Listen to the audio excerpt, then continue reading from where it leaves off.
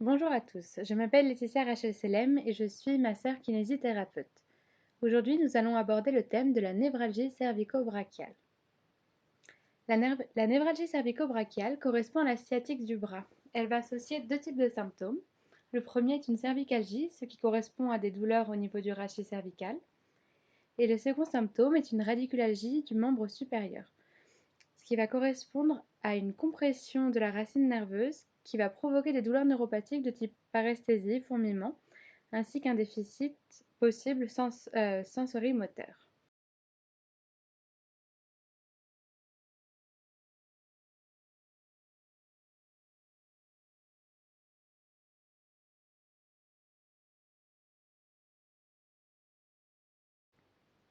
Il existe différents facteurs pouvant causer une névralgie cervico-brachiale ou NCB. Donc les deux facteurs principaux sont une hernie discale molle et une hernie discale dure. Quelle est la différence? L'hernie discale molle correspond à une hernie discale. On va retrouver une protrusion du noyau du disque intervertébral au niveau du foramen intervertébral, ce qui va réaliser une compression de la racine nerveuse. L'hernie discale dure, quant à elle, correspond à l'ensemble des phénomènes arthrosiques qui vont venir réduire le diamètre du foramen intervertébral. On retrouve d'autres causes de la NCB telles que le traumatisme cervical ou le spondylolisthésis. Donc, à quoi cela correspond-il?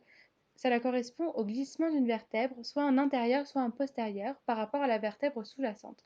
Donc, ce phénomène va réduire le calibre du foramen intervertébral. On peut également retrouver des facteurs tels que tumeurs ou infections qui vont venir comprimer la racine nerveuse.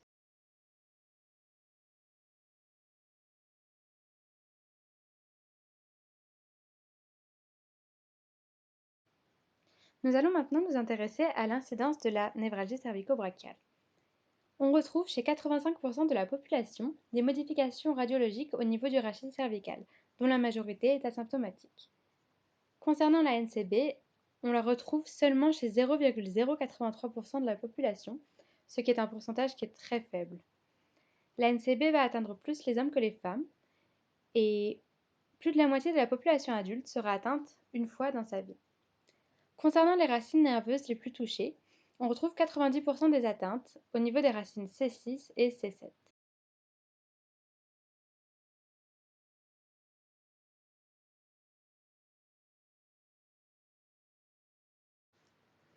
Nous allons maintenant aborder quelques rappels anatomiques et la physiopathologie de la névralgie cervico-brachiale. Donc dans un premier temps, nous allons nous pencher sur la colonne cervicale.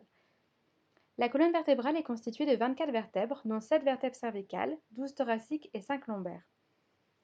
Il existe deux vertèbres cervicales particulières, appelées l'atlas et l'axis, qui s'articulent avec le crâne et vont lui permettre ces mouvements spécifiques. Les vertèbres de la colonne cervicale sont plus petites, et chaque vertèbre est constituée, en avant d'un corps vertébral, de deux processus transverses, des pédicules vertébraux, de processus articulaires, de lames, et d'un processus épineux qui est bifide.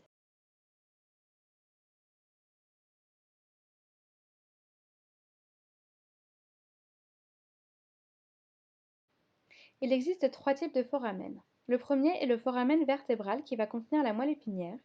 Le second est le foramen intervertébral qui va contenir les racines nerveuses, donc on trouve sur chaque étage. Et le troisième type de foramen est le foramen intertransversaire qui va contenir des artères vertébrales. Donc là, il n'est pas indiqué sur ce schéma, ça va être sur ce trajet.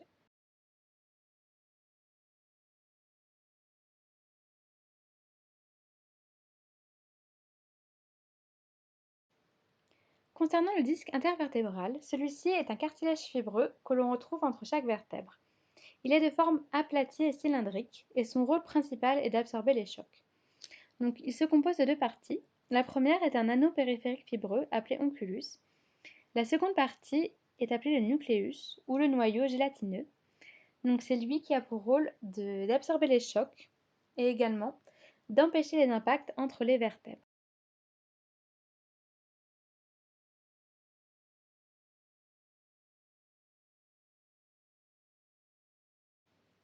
Nous allons maintenant nous pencher sur les racines nerveuses. Il est à noter qu'au niveau du rachis cervical, le niveau de la racine quittant le trou de conjugaison correspond à celui de la racine sous-jacente. Donc par exemple, la racine C8 va sortir entre les vertèbres C7 et T1. Et la racine C6 sort entre les vertèbres C5 et C6. Donc chaque racine est associée à un dermatome, ce qui correspond à un territoire sensitif, à un myotome qui correspond à un territoire moteur, ainsi qu'à un arc réflexe. Donc on va prendre l'exemple de la racine C5. Concernant son myotome, elle correspond au deltoïde. Son dermatome correspond à la partie latérale du bras et le réflexe associé est le réflexe bicipital. Donc il est important de retenir l'ensemble de ces informations afin de pouvoir déterminer quelle est la racine nerveuse qui est atteinte en souffrance lors d'une névralgie cervico-brachiale.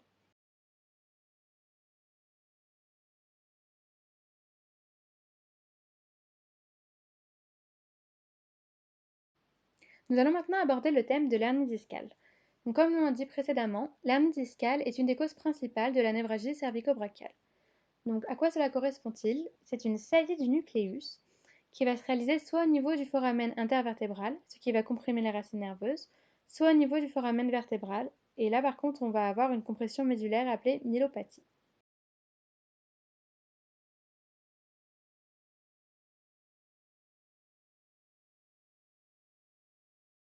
Donc on peut voir également sur ce schéma de manière très évidente la protrusion du noyau au niveau du foramen intervertébral qui comprime la racine nerveuse.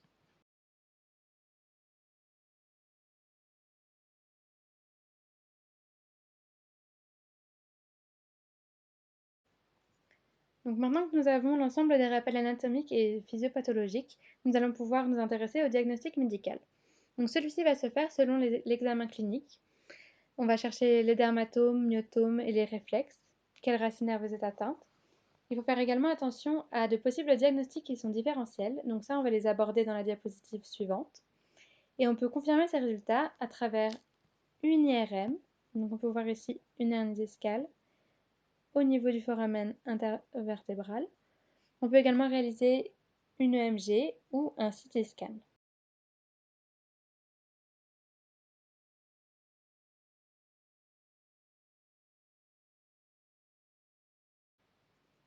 Il est important de ne pas confondre la névralgie cervico-brachiale avec les pathologies suivantes. La première est le syndrome de la traversée thoraco-brachiale ou STTB. Elle correspond à une compression du plexus brachial. Donc on va retrouver des douleurs au niveau du bras, du membre supérieur de type paresthésie. On peut également retrouver des pertes motrices ou sensitives. Donc c'est assez proche de la NCB. La seule différence qu'il va y avoir, c'est que pour la NCB, on retrouve un syndrome rachidien, ce qui correspond à des douleurs cervicales. Il y a également le syndrome de Parsonage-Turner, qui correspond à une névralgie brachiale qui est aiguë par atteinte axonale. Et on la retrouve en général, c'est après un épisode d'infection, un vaccin, après un accouchement également. Il faut également ne pas confondre la NCB avec un syndrome du canal carpien, une éventuelle pathologie d'épaule comme une rupture de coiffe ou une compression nerveuse.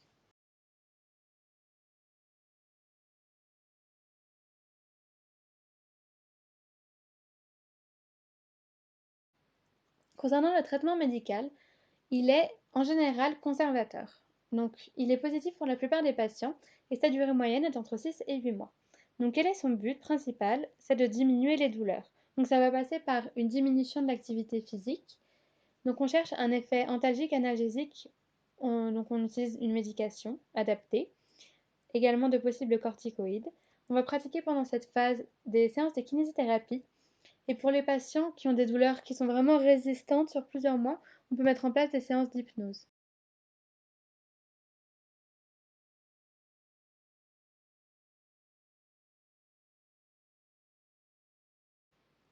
Concernant le traitement chirurgical, en général, il est indiqué dans trois cas principaux. Le premier est la présence de douleurs intolérables qui résistent au traitement conservateur. La seconde raison peut être l'apparition rapide d'un déficit moteur ou un déficit neurologique progressif. Et la troisième raison est l'apparition d'une myélopathie, ce qui correspond à une compression de la moelle épinière.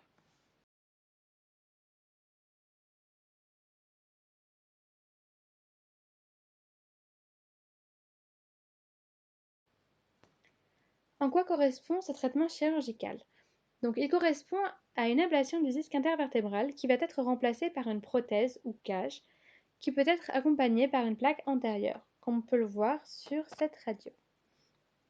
Cette opération a beaucoup de succès, il y a 90% de bons résultats.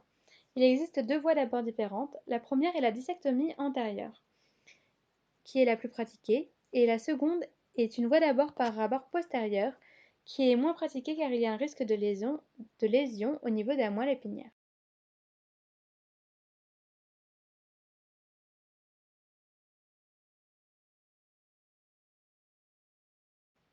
Maintenant que nous avons identifié à quoi correspond la névralgie cervico-brachiale, quelles en sont les causes probables et quel est le traitement médical actuel, nous allons pouvoir nous intéresser à son traitement masso-kinésithérapique.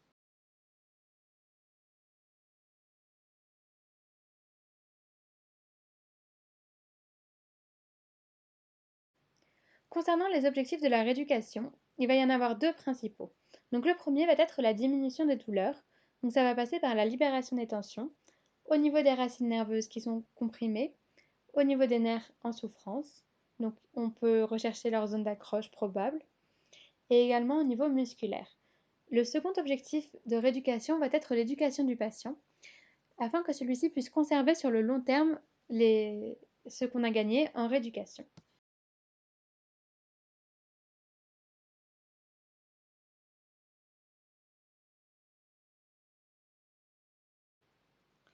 Alors, la première partie du bilan va être l'interrogatoire du patient. Donc, on va s'intéresser à l'histoire de la maladie. Donc, quelle est la plainte du patient? Depuis combien de temps? Est-ce qu'il y a quelque chose qui a provoqué, par exemple, un traumatisme qui aurait provoqué les symptômes? Euh, donc, est-ce que le patient a des douleurs neuropathiques de type paresthésie, fourmillement? Est-ce qu'il va avoir des pertes sensitives? Il va avoir des réflexes altérés ou une perte motrice? Donc, quelle est la racine atteinte également? Est-ce que le patient prend des traitements médicaux? Quel est le traitement? Et est-ce qu'il y a des effets secondaires possibles? Également, si le patient a des examens complémentaires, ça peut toujours être intéressant, comme des résultats d'IRM. Ce qui est très important également à rechercher au niveau cervical, ça va être la présence de red flags, ce qui correspond à des drapeaux rouges.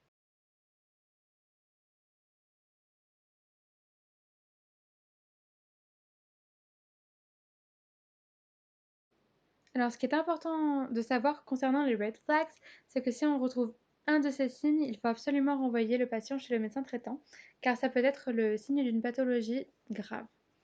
Donc, on va rechercher des signes comme de la fièvre, un antécédent de cancer, des douleurs nocturnes, une perte de poids. On peut également retrouver des anomalies au niveau du mouvement, possiblement unilatérales. On cherche également des signes de myélopathie. Donc, qu'est-ce que c'est qu'une myélopathie? C'est une compression de la moelle épinière. Donc, il va y avoir une perte de dextérité, des urgences urinaires, une ataxie, un clonus ou une hyperréflexie.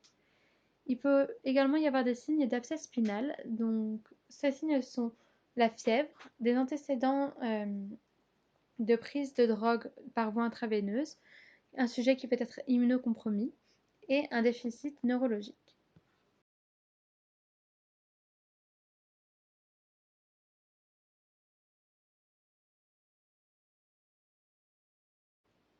Concernant les bilans morphostatiques articulaires et musculaires, donc ils vont être classiques. Concernant le bilan morphostatique, on va rechercher s'il y a la présence d'une position antalgique probable. Et au niveau musculaire, il est important de rechercher les tensions.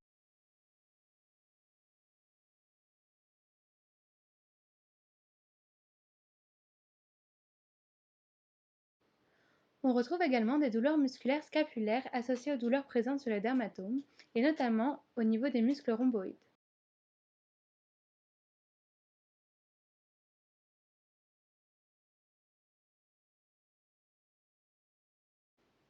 On va ensuite réaliser un ensemble de tests afin de confirmer le diagnostic de névralgie cervico-brachiale. Donc le premier test à réaliser est un test qui est très spécifique et sensitif, appelé le test de Sperling. Donc c'est un test foraminal qui va tester le foramen intervertébral. Comment le réalise-t-on? Donc le patient doit être assis et le masso-kinésithérapeute derrière lui va emmener sa tête en extension et en inclinaison homolatérale. Donc ce mouvement va réaliser une fermeture du foramen intervertébral. Puis il va appliquer une pression axiale. Donc le test va être positif si on retrouve des symptômes radiculaires.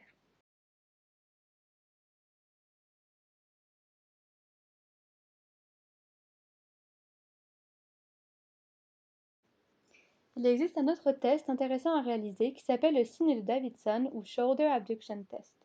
Le patient sera soit en position de décubitus dorsal, soit en position assise, et le masso-kinésithérapeute va réaliser une abduction d'épaule. Le test sera positif si on retrouve une diminution des symptômes dans cette position d'abduction.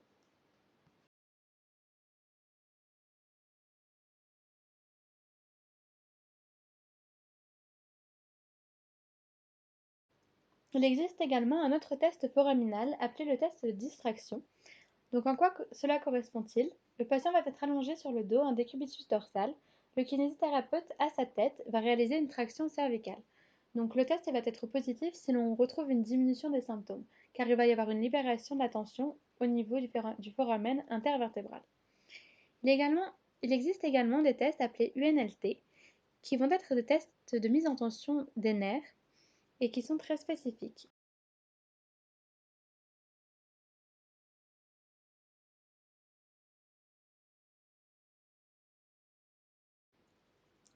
On peut voir sur cette photo la mise en tension du nerf médian. Donc comment ce test UNLT est-il reconnu positif? C'est lorsque l'on retrouve la présence des symptômes de la radiculopathie.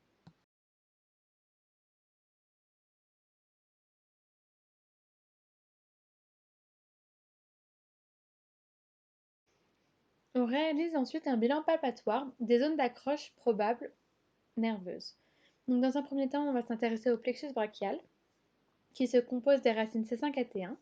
Donc on peut retrouver des zones de conflit entre le scalène antérieur et moyen, entre la première côte et la clavicule, entre le petit pectoral et le processus coracoïde, et également au niveau du bilot huméral, ce qui correspond au niveau antérieur de la tête humérale. Donc, si l'on retrouve un de ces signes, cela correspond à un syndrome de la traversée thoraco-brachiale. Donc, on en a parlé précédemment, ça peut être un des diagnostics différentiels.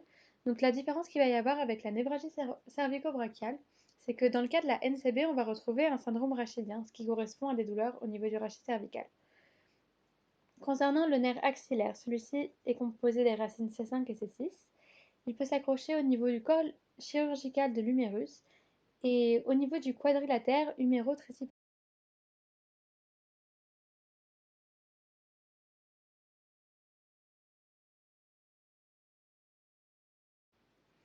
Le nerf radial se compose des racines C6 à T1. Concernant ces zones d'accroche, on peut le retrouver au niveau de la gouttière bicipitale latérale et au niveau de l'arcade du supinateur.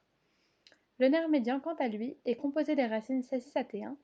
On le palpe au niveau de la gouttière bicipitale médiale, au niveau de son entrée dans le rond pronateur et au niveau du canal carpien. Pour finir, le nerf ulnaire, composé des racines C8 à T1, peut avoir des zones d'accroche au niveau du petit pectoral, au niveau de la gouttière olécrânienne médiale, au niveau de l'arcade d'Osborne et au niveau du canal ulnaire.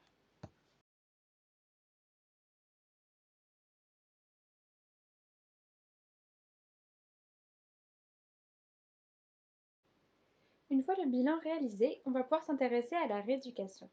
Donc, on peut réaliser un traitement neuroméningé. Donc, à quoi cela correspond-il? Ça va être la mobilisation du nerf sur son trajet. Donc, on veut réaliser la technique selon le sliding. Qu'est-ce que, qu'est-ce que ça veut dire? Ça veut dire qu'on veut favoriser le glissement du nerf et non sa mise en tension. Donc, on va jouer entre deux articulations. Donc, on met en tension sur une articulation et on détend le nerf sur la deuxième articulation. Donc, on peut utiliser les tests UNLT et jouer avec les articulations. Donc, on peut voir sur ces photos, par exemple, ils travaillent sur le nerf médian. Ils vont mettre en tension au niveau du poignet et détendre le coude. Et là, inversement, on va étendre le coude et détendre le poignet.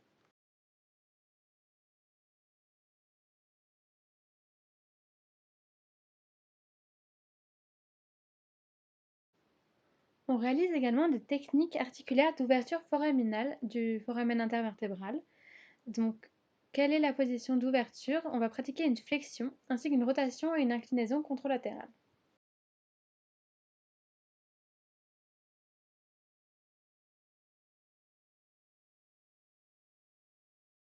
Concernant les tractions cervicales, une revue de littérature récente a publié comme résultat que les tractions cervicales avaient un effet bénéfique en association avec une rééducation standard sur les symptômes.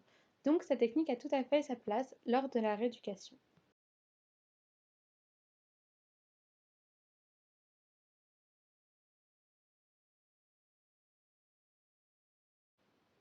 Concernant la rééducation musculaire, son but principal va être de lever les tensions.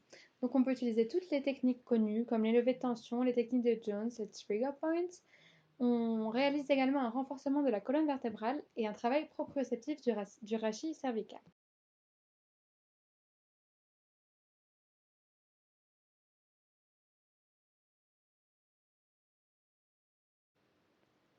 Pour conclure, la névralgie cervico-brachiale est une pathologie qui va combiner des douleurs cervicales à une radiculopathie et elle est causée en général par une hernie discale qui va venir comprimer le foramen intervertébral et ainsi comprimer la racine nerveuse.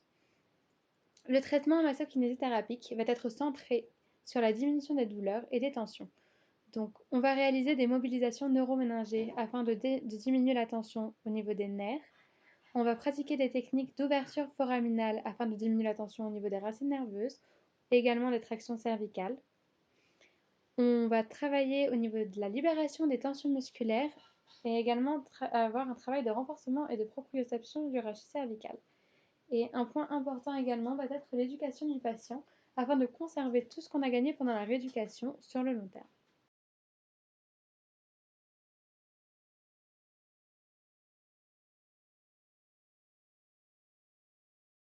J'espère que cette formation a été claire et qu'elle puisse vous permettre d'améliorer votre pratique clinique.